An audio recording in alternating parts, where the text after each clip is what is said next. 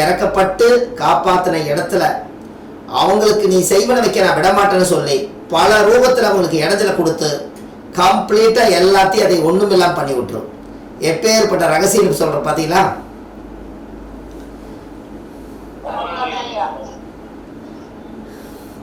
இதுக்கு நீங்கள் ஒரு செலவும் இல்லை.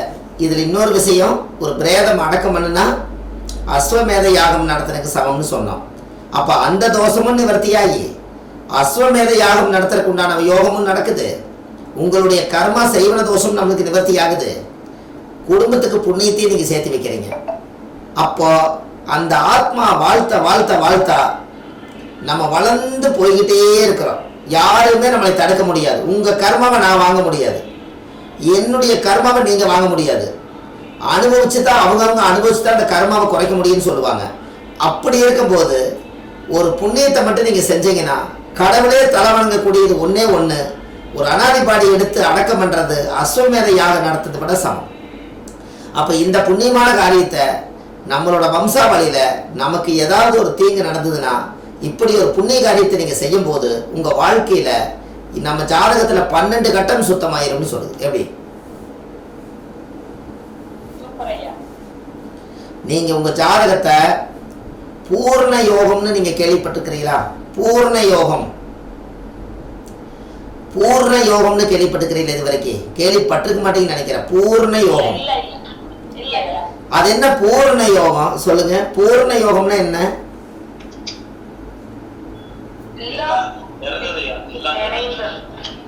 இந்த பூர்ண யோகம் அப்படின்னா என்ன? அப்படின்னா பூர்ண யோகம் அப்படிங்கிறது ஒரு பெரிய நல்ல விஷயம். பூர்ண அதாவது பரிபூர்ண யோகம் அப்படிங்கிறது ஒரு நல்ல யோகம். இந்த பரிபூர்ண யோகம்ங்கிறது என்ன அப்படின்னா, ஒரு தாயுடைய கருவறையில இருந்து தொப்புள் கொடியை அறுக்கும் நேரம் இந்த பிரபஞ்சம் பார்த்து நம்மளுக்கு என்ன தோஷத்தை ஃபிக்ஸ் பண்ணி கருவில இருந்து வெளியில வந்தோடனே இந்த பிரபஞ்சம் என்ன தோஷத்தை கொடுக்குதோ அந்த தோஷத்தை வாங்கித்தான் இந்த பிரபஞ்சத்துடைய மூச்சு காத்தை இழுத்து அம்மானு கத்தும் போது நல்லதும் கெட்டதும் ஜாதகத்துல போய் கோச்சாரமா இருக்கிறதுல லக்கணம் மட்டும் நீங்க போட்டு உங்களுக்கு சொந்தமாக்கின ஒரே ஒரு ஜாதகம் தானே உங்களுடைய ஜாதகம். கோச்சாரம் தான் எல்லாத்தோட ஜாதகத்துக்கு வேலை செய்யுது. நீங்க இத்தனை மணிக்கு பிறந்தன்னு சொல்லி உங்களுக்குன்னு ஒரு டயத்தை பிரபஞ்சத்திலிருந்து எடுத்தது லக்கணம் மட்டும்தான் நீங்க அதுல செல்லுபடி பண்றீங்க, வேற எதுவுமே இல்லை. கரெக்டா இல்லையே சொல்லுங்க? இப்ப இந்த நிமிஷத்துக்கு ஒரு குழந்தை பிறந்தாலும் கிரக நிலைகள் எப்படி இருக்குதோ அப்படியே தான் இருக்கும். நீங்க பிறந்த நேரத்தை மட்டும் கேட்ச் பண்ணி இந்த நேரம் லக்கணம் எங்க விழுகுதோ அந்த நேரம் குழந்தை இந்த பிரபஞ்சத்துக்கு வந்துட்டா அந்த குழந்தைக்கு அந்த டைம் மட்டுமே எனக்கு ஜனன ஜாதகம்னு நீங்களே ஒரு பேர் சூட்டி வச்சுக்கிறீங்க. அதானே?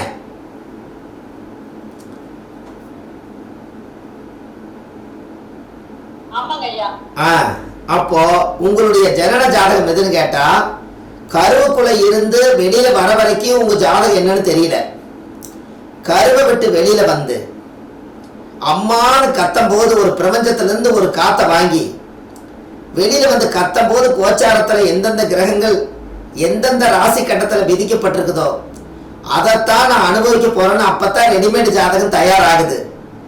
கர்ப்பத்துல இருந்து லக்கணத்தை ஃபிக்ஸ் பண்ணி அன்னையில இருந்து எனக்கு லக்கணத்துக்கு 3ல ராகு 7ல கேது 5ல புதன் 6 சுக்கிரன் இப்படி எல்லாம் நீங்க சொல்றதுக்கு காரணமே அன்றைய கோச்சாரத்தை இன்றைய ஜனன ஜாதகமா மாற்றக்கூடிய சக்தி ஒரு குழந்தை வெளியில வந்து அம்மானு கத்தும் போதுதான் இந்த பிரபஞ்சத்தோட மூச்சு காத்த உள்ள எடுத்துட்டு போய் 9 கோள்களும் அதுக்குள்ள வேலை செஞ்சுதான் அந்த ஜாதகம் ஜனன ஜாதகமா மாறுது. அந்த நேரத்தில் என்னென்ன தோஷங்கள் நீங்க போன ஜென்மத்தில் என்னென்ன தோஷங்கள் பாவங்கள் கர்மங்கள் பண்ணணுமோ அதைய பிரபஞ்சம் பார்த்து இருந்து இப்பத்தான் நீ ஆத்மாவா வெளியில வர்றையான்னு பார்த்து அந்த நேர கோள்கள் எல்லாம் எப்படி எப்படி இருக்குதோ அப்படியே நீ அனுபவிச்சே ஆகணுங்கிற விதியை பிரபஞ்சம் ஃபிக்ஸ் பண்ணித்தான் உங்களுக்கு ஜனன ஜாதகமா பிறக்குது. எப்படி?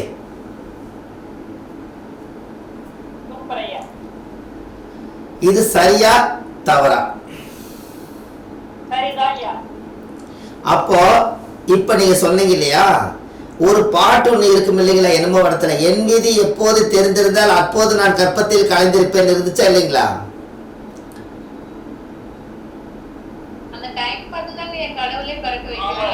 என் விதி அப்போதே தெரிந்திருந்தால் நான் கருவிலேயே கலைந்திருப்பேன் ஒரு வார்த்தை வருமா? அப்ப விதியை நீங்க தெரிஞ்சுக்க கூடாதுன்னு சொல்லி பிரபஞ்ச ரகசியமா ஒளிச்சு வச்சு நானே உனக்கு தண்டனை கொடுக்கறேன்னு சொல்லி கோச்சாரத்தை பிக்ஸ் பண்ணி லக்கணத்தை மட்டும் தாய் பெத்து கொடுக்குது. அதானே? எப்படி இந்த இடத்துக்கு நீங்க வந்துருங்க. சூப்பரா இருக்கா? அதாவது என் விதி எப்போது தெரிஞ்சிருந்தா அப்போது நான் கருவறையில் கலைந்திருப்பேன்னு சொன்னா உங்களோட விதியை நீங்க இதுதான் மதி மேல விதி ஏறி சவாரி பண்ணுமா? எப்படி? மதி மேல விதி ஏறி சவாரி பண்ணுமா? எப்படி? அப்போ மதிய வச்சு விதியை வெல்ல முடியாதுங்கிறத அறிவை வச்சு நீங்க சிசரியனே பண்ணினாலும் ஆனா விதி சவாரி பண்ணுமா நம்ம மேல? மதியெல்லாம் தோத்து போயிருமா? விதி தான் ஜெயிக்குமா? அதுக்குத்தான் இந்த பிரபஞ்சத்துல வெளியில வரும்போது நீ வரப்போறேங்கிறது பிரபஞ்சத்துக்கு தெரிஞ்சு அந்த நேரம் பார்த்து உங்க ஜாதகத்துல 12 கட்டத்திலையும் இந்த கிரகங்களுடைய பார்வை சேர்க்கை எல்லாமே இருக்குமா. அப்போ அப்படி இருக்கும்போது இந்த 12 ராசிக்குள்ள 27 நட்சத்திரம் 9 கிரகங்களுடைய உலாவி வரக்கூடிய பார்வை தோஷங்கள் என்னெல்லாம் இருக்குதோ உங்களோட ஆயுள் காலம் முடிகிறதுக்குள்ள இந்த 12 கட்டத்திலையும் ஒரு கிரக சூழ்நிலைகள் எங்கெங்க நட்சத்திரங்கள் பாதங்கள் எல்லாம் இருக்குதோ எல்லா கோயிலுக்குமே நீங்க போயிட்டு வந்தாச்சுன்னு சொன்னால் அந்த ஜாதகம் பரிபூர்ண ஜாதகம் என்று பொருள். எப்படி?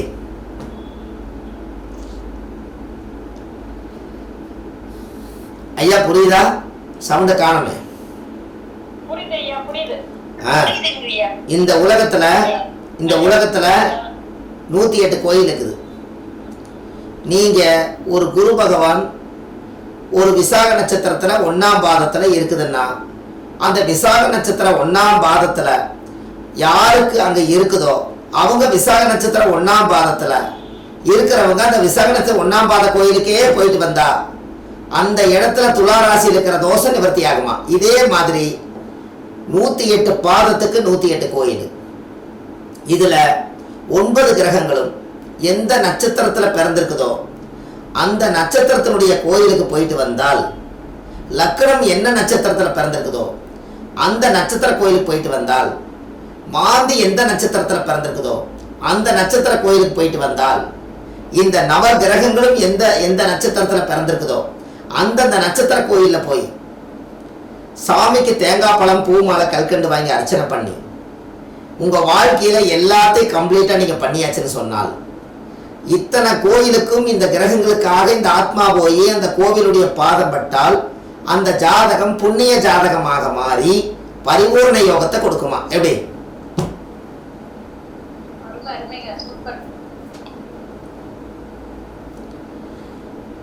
அம்மா எப்படி இருக்குது? அப்ப நம்ம ஜாதகத்தை நம்ம சுத்தப்படுத்தணுங்கிறதுக்காக நம்ம என்ன பண்றோம்? லக்கணத்துக்குள்ள ராகுகேது இருந்தா திருப்பாம்பரம் போங்கிறான், செவ்வாய் தோஷம் இருந்தா முருகன் கோயில் போயிட்டு வாங்குங்கிறான், 7 சுக்கரம் இருந்தா கலசர தோஷம் கோயில் போயிட்டு வாங்குங்கிறான். இன்னைக்கு வரைக்கும் கிரகம் எல்லாம் சேர்ல உட்கார்ந்துருக்குது. எத்தனாவது சேர்ல உட்கார்ந்துருக்குது? 4 கால் உள்ள சேர்ல உட்கார்ந்துருக்குது. இந்த 4 கால் இருக்கிற சேர் கோயில் போயிட்டு வந்தீங்களே அந்த சேர்ல உட்கார்ந்துக்கிற கிரகம் 4 கால் தான் தாங்கிட்டு இருக்குது. அந்த பாட கோயிலுக்கு போயிட்டு வந்தீங்களா? இல்லையல்ல. அங்க போங்க, கண்டிப்பா சரியாது. கரெக்டா?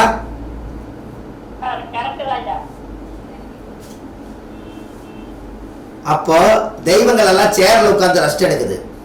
ஆனால் சேர தாங்கி பிடிச்சது 4 பாதம். அதனாலதான் அந்த காலத்திலேயே 4 காலு வாகனம், 4 காலு கட்டில், 4 காலு சேர், இது எல்லாமே உருவாக்குனாங்க. 3 காலு எது நிற்காது அப்படின்னு சொல்லித்தான் 4 காலை உருவாக்குனதே.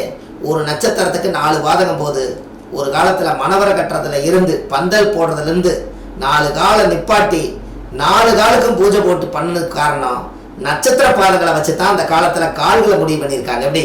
கோள்கள் கால்களா மாறிச்சா. எப்படி?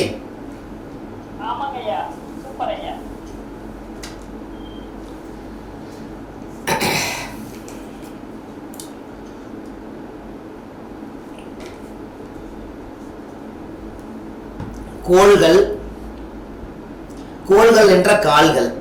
எப்படி? கோள்கள், கோள்கள் என்ற கால்கள். நீங்க காலுக்கு பூஜை போடுங்க, கோளுக்கு அப்புறம் போட்டுக்கலாங்கிற நான். கரெக்டா?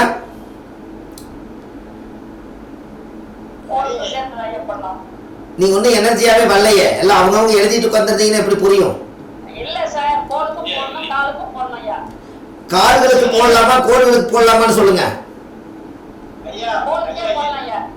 என்னங்க? கோள்களுக்கு எதுக்குமா போடுறீங்க? அதான் கோள்கள் எல்லாம் சேர்ல உட்கார்ந்து இருக்குதுன்னு, சேர தாங்கி இருக்கிற கால்களுக்கு தானே போடணும். அப்ப கால்களை பிடிங்க. அதனாலதான் அந்த காலத்துல என்ன பண்ணாங்க? காலை பிடிங்கன்னாங்க. எந்த காலை பிடிக்க சொன்னாங்க? நட்சத்திரம் நின்ற காலை பிடிங்கன்னு சொன்னாங்க. நம்மளுக்கு போய் பெரிய மனுஷன் காலை போய் பிடிச்சாங்க. கரெக்டுங்களா?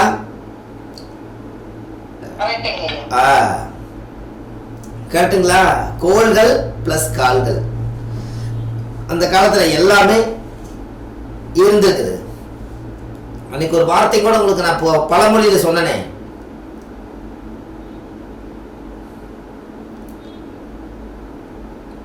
காலை பிடிச்சிட்டீங்கன்னா எல்லா விஷயம் நடக்கும். அப்போ உங்க ஜாதகத்துல இனிமேல் நீங்க என்ன பண்றீங்க?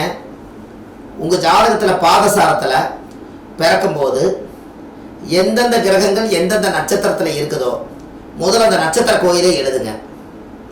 அந்த நட்சத்திர கோயிலை எழுதி ஒரு கிரகத்துக்கு எந்த நட்சத்திரம் வருதோ அன்னைக்கு அந்த கோயிலுக்கு போய் தேங்காய் உடைச்சு சாமி கும்பிட்டுவாங்க. இப்படியே பண்ண 9 கிரகமும் மாந்தியும் லக்கணமும் இதெல்லாம் முடிச்சு கற்ப திசைக்கு ஒரு கோயில் போயிட்டு வாங்க. அந்த ஜாதகத்தினுடைய யோகம் அப்படியே வேலை செய்யுமா செய்யாத? சொல்லுங்க. முதல் நீங்க அந்த கர்மாவை எடுத்து விடாம நாமளே யோகமான ஜாதகம்னு எல்லாரும் நம்ம சொல்றோமே, இந்த யோகமான ஜாதகம்னு ஒரு கற்பத்துல பிறந்த ஜாதகத்தை கணக்கு போட்டு வச்சுக்கிட்டு இந்த சாதகமா பாதகமா இருக்கிறத சாதகமா மாத்திரக்கு முதல்ல இந்த உலகத்துல இந்த பிரபஞ்சம் கொடுத்த சக்தி போய் நம்ம பார்த்துட்டு வந்தா தானே புத்தி வளரும்.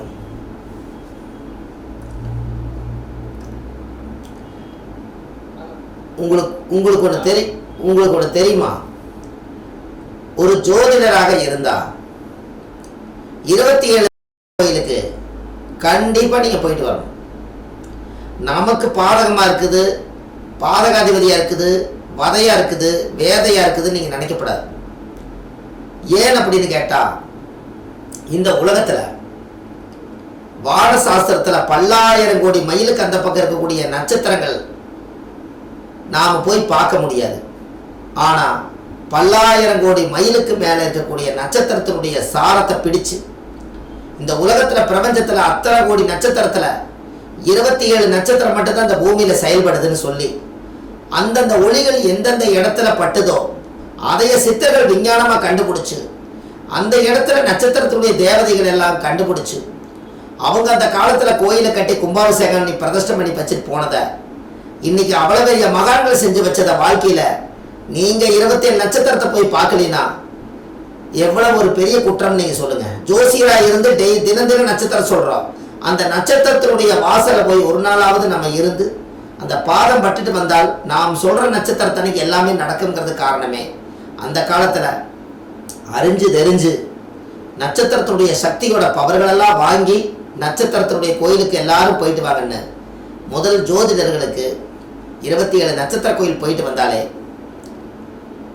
வான சாஸ்திரத்திலிருந்து வரக்கூடிய சக்தி உங்களுக்கு வரும்னு சொல்லுது. எப்படி?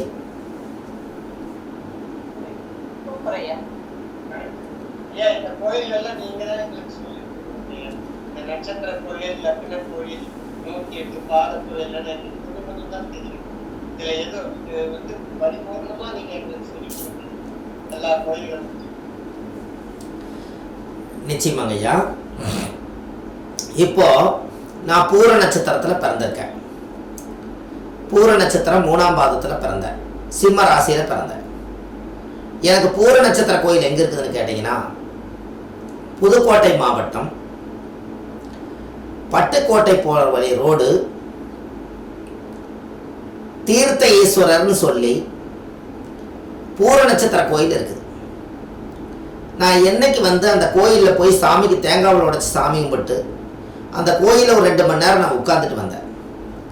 அதுக்கப்புறம்தான் என்னுடைய பேர் மாரிமுத்தா இருந்தது சுப மாரிமுத்துன்னு மாறுச்சு. அப்போ நாம பிறக்கும் போது என்ன நட்சத்திரத்தை பிரபஞ்சத்துக்கு பிறந்தோமோ நட்சத்திர கோயிலுக்கு போகல, நாம் பிறந்த நட்சத்திர வீட்டுக்கு போறோம். அதுதான் உண்மை. எப்படி?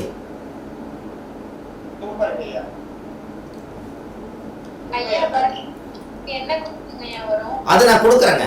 அதை எடுத்தீங்கன்னா 27 நட்சத்திரம் ஓடி. அதாவது எதுக்கு உதாரணம் சொல்றேன்னா, யாரோ ஒருத்தர் போய் அனுபவிச்ச பின்பற்றி போங்கிறதுக்காக நாம அதை பண்றோம். அப்போ நம்ம அந்த தீர்த்த ஈஸ்வரர் கோயிலுக்கு போகும்போது அது என்ன நடந்துச்சு அப்படின்னா, அந்த தீர்த்த ஈஸ்வரனை எப்பவுமே அந்த சாமியோட கருவறை பக்கம் எங்கேயோ குளத்துலேருந்து தண்ணி வந்துக்கிட்டே இருக்குமா. அந்த கோயிலை சுற்றி தண்ணியாக தான் இருக்குது. அது பேரே தீர்த்தம் ஊறிட்டே இருக்குதாங்க. 7 குளம் இருக்குதாம. 7 குளத்தோட தீர்த்தம் கோயிலுக்கு மேலே பொங்கி வருது, கருவறைக்கே வருது தண்ணி. நாங்கள் போய், ஐயா நான் பூர நட்சத்திரங்க ஐயா, நான் ஒரு ஜோசியர், நான் இந்த கோவிலுக்கு வந்திருக்கேன், எனக்கு அர்ச்சனை பண்ணி கொடுங்க அப்படின்னு சொல்லி நான் சாமி கும்பிட்டேன். நான் சாமி கும்பிடும் போது பார்த்தீங்கன்னா, இங்கிருந்து போகும்போது ஒரு தெய்வம் ரொம்ப பக்கத்தில் என்ன இங்கே வச்சுக்கிறான் கோயிலை கருவறையில் வைக்கிறேன்னு ஒரு எண்ணம் இருந்தது. கடைசியில் பார்த்தா ஒரு செகண்ட் தாங்க சாமி முன்னாடி நின்ன மாதிரியே இருந்தது. எனக்கு தெரிஞ்சிச்சு இங்கே கொண்டு போய் வச்சுக்கிறாங்களே உச்சவரா அப்படின்னு நினச்சிட்டு ஒரு செகண்டில் பேசிகிட்டே போகிறேன். அடுத்த செகண்ட் அந்த நடிச்சண்டில் காணாம். மறுபடியும் பார்த்தா சாமி உள்ளே போய் எங்கே காணான்ட்டு உள்ளே போகிறேன். இதே சாமி தான் கருவறையில் உட்காந்துருக்குது. ஒரு செகண்டுங்க. அப்போ என்னன்னா, நம்ம இனம் வந்துருச்சுன்னு நம்மளுக்கு அது காட்சி கொடுக்குதுங்கன்னு சொல்ல வரேன். புரியுதா? நம்மளுடைய நட்சத்திரத்தினுடைய இனம், நம்மளோட ஆத்மா என்னை பார்க்க வந்திருக்குதுன்னு அதுக்கு அவ்வளோ சந்தோஷம். அப்போ அந்த நட்சத்திர கோயிலுக்கு நீங்கள் போகும்போது உங்கள் உடம்புல அந்த நட்சத்திரத்தினுடைய பின்பற்றித்தானே அந்த பஞ்சபூத சக்தி வச்சு கோயில் கட்டியிருப்பாங்க. அந்த நட்சத்திரக்காருக்கே அந்த பரிபூர்ணமான பவர் வந்து அந்த மண்ணில் கால் எடுத்து வச்சோன்னே வேலை செய்யும். அப்போ 27 நட்சத்திரத்தையும் ஒரு ஜோசியராக இருக்கிறவங்க நவகிரக கோயிலுக்கு நீங்கள் போயிருக்கீங்க. ஒரே நாளில் 9 கோயில் போயிட்டு வந்துடுறாங்கன்னு சொல்கிறாங்க. யாராவது என்னைக்காவது ஒருத்தர் நான் 27 நட்சத்திர கோயிலை போய் நான் பார்த்துட்டு வந்தேன்னு யாராவது சொல்கிறாங்களா? ஒரு நாள் நீங்கள் எல்லாம் தயாராக இருந்தால் சொல்லுங்கள். 27 நட்சத்திர கோயிலையும் பங்கெடுத்து நம்ம எல்லாரும் போயிட்டு வரலாம். உங்களால் முடியுமா? இதுல குழுவில ஒரு ஆள் வரலைனாலும் டூர் கேன்சல் ஆகும். அதுதான் மெயின் பாயிண்ட். இந்த இடத்துல டைம் ஆயிட்டாங்க, லேடிஸ் எல்லாம் மென்சஸ் ஆயிட்டாங்க, எதுவும் நினைக்காதீங்க. ஆமா, எதுவுமே நினைக்க கூடாது. ஐயா நான் டைம் ஆயிட்டேன், மென்சஸ் ஆயிட்டோம், கோயிலுக்குள்ள கருவறைக்குள்ள வராது, அப்படியெல்லாம் நினைக்காதீங்க. கோயில் வாசல்ல போய் அந்த கோபுரத்துடைய நிழல் பட்டாலும் நம்மளோட கர்மா தீரும். கருடனுடைய நிழல் நம்ம மேல பட்டாலே, கருடனே என் மேல பட்டுதுன்னு அவ்வளவு ஒரு ஆசீர்வாதம் பண்றீங்களே. இந்த இடத்துல கருவறைக்குள்ள ஒரு பெண் சக்தி தான் குடியிருக்குது. ஓம் சக்தி ஆதிபராசக்திக்கு வந்து எந்த நேர காலமா இருந்தாலும் நீங்க மாலை போட்டு வரலான்னு அந்த காலத்துல போனதுக்கு காரணமே, ஒரு குழந்தை பிறந்தா தீட்டுங்கிறாங்க, ஒரு பெண்ணு மென்சஸ் ஆனா தீட்டுங்கிறாங்க, இறந்தா தீட்டுங்கிறாங்க. ஆனால் முதல் நம்மளே பிறக்கும் போது தீட்டுன்னு தானே வந்திருப்போம். இதுல என்ன தீட்டு சொல்லுங்க?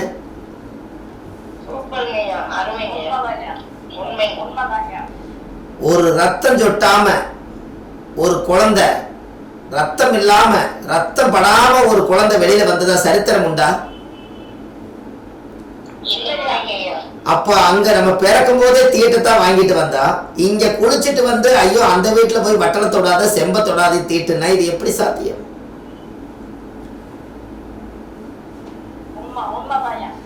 அதனால இந்த இடத்துல இந்த குழுல எத்தனை அம்மா சொல்லுங்க.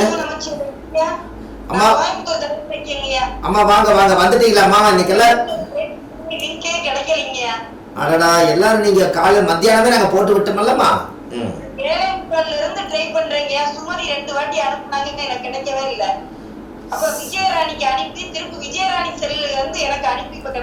விஜயராணிமா உள்ள வந்துட்டாங்களா?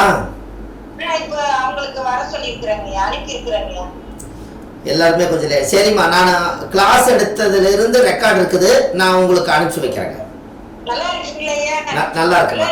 நல்லா இருக்குங்கம்மா. எல்லாம் நிறைய முக்கியமான விஷயங்கள் அருமையா போயிட்டு இருக்குது. வந்துட்டீங்க, ரொம்ப சந்தோஷம். இல்லைங்கம்மா, இல்லை நல்லபடியா காசி போயிட்டு வந்தாங்கம்மா, எல்லாரும் நல்லா இருப்பீங்க. வாழ்வழி பரவாயில்லைங்களா ஐயா? ஆமாங்கம்மா, எல்லாம் நல்லா இருக்குதுங்கம்மா, ரொம்ப சந்தோஷம். சரிங்க. சரி. மனசுக்கு நல்லா இருக்குங்க. ரொம்ப நன்றிங்கம்மா. அப்போ இந்த தீட்டை பற்றி யாரும் நினைக்காதீங்க. நம்ம வாழ்க்கையில் ஒரு ஒரு ஒரு பாயிண்ட் எடுத்துக்கலாம். நம்ம வாழ்க்கையில் இந்த ஜோதிடர் தமிழ்நாட்டிலேயே சிறந்த ஜோதிடர்களாகவும் 27 நட்சத்திரத்தையும் முழுமை அடைஞ்சவங்க இந்த உலகத்திலேயே புகழ்பெற்ற ஜோசியராகவும் உங்களை நான் அரங்கேற்றம் பண்ணி வைக்கிறேன். நம்மளுடைய குழு ஒரு வருஷத்துக்கு இருக்கும். அந்த ஒரு வருஷத்துக்குள்ள 27 நட்சத்திரத்துக்கும் 27 நாள் முடிவு பண்ணி ஒரு நாளும் எல்லாரும் ஒருத்தரும் கூட இதில் மாறாம கண்டிப்பாக ஒரு நட்சத்திர கோயிலுக்கும் நம்ம அத்தனை பேரும் போயிட்டு வந்துட்டால் இந்த 27 நட்சத்திரத்தினுடைய தேவதைகளுடைய ஆசீர்வாதமும் 27 நட்சத்திரத்தினுடைய சுயம்பு தெய்வத்தினுடைய கருவறையுடைய அமைப்பும் நம்ம ஜாதகத்தில் 27 நட்சத்திரத்தினுடைய யோகமும் அனைத்தும் உங்களுக்கு உலகம் பூரா அரங்கேற்றம் பண்ணுற அளவுக்கு ஒரு சக்தி பிறக்கும். ஒரு கோயில் போயிட்டு வந்தாலே ஒரு வைப்ரேஷன் இருக்குதுன்னு சொன்னால் 27 நட்சத்திரத்தினுடைய கோவிலை நீங்கள் கையில் எடுத்தாச்சுன்னா இதுக்கு மேலே உங்களுக்கு ஏதாவது தோஷம் இருக்குமா என்ன? 9 கிரகங்களும் 27 நட்சத்திரக்குள்ள அடக்கம். 27 நட்சத்திர கோயில் போயிட்டு வந்தால் 9 கிரகங்களும் நம்மோட பேசுமா பேசாதா சொல்லுங்க?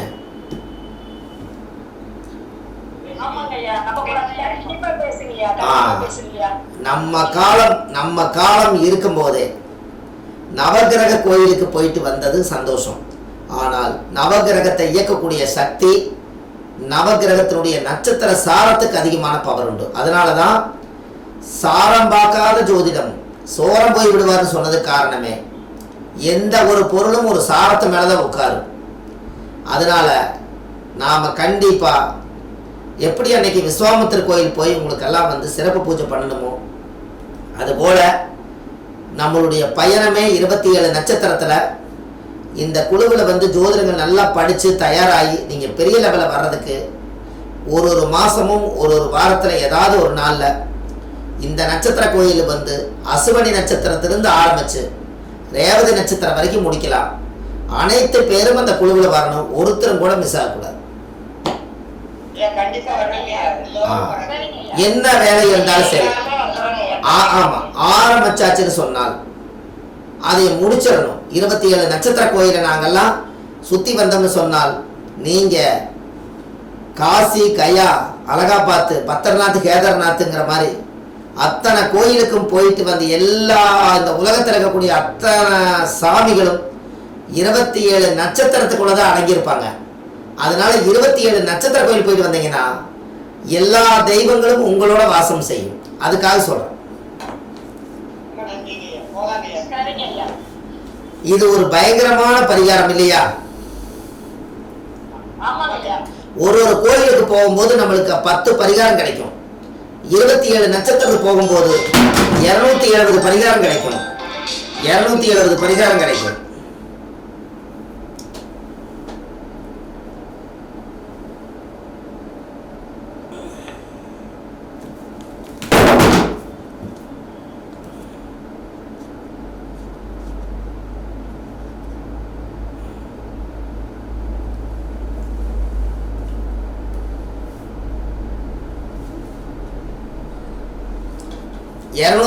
பரிகாரம் கிடைக்கும்.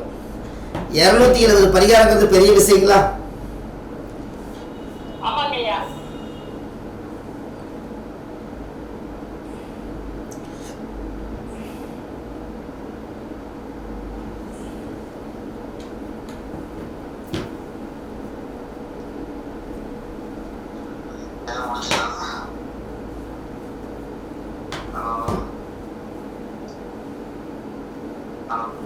ஹலோ,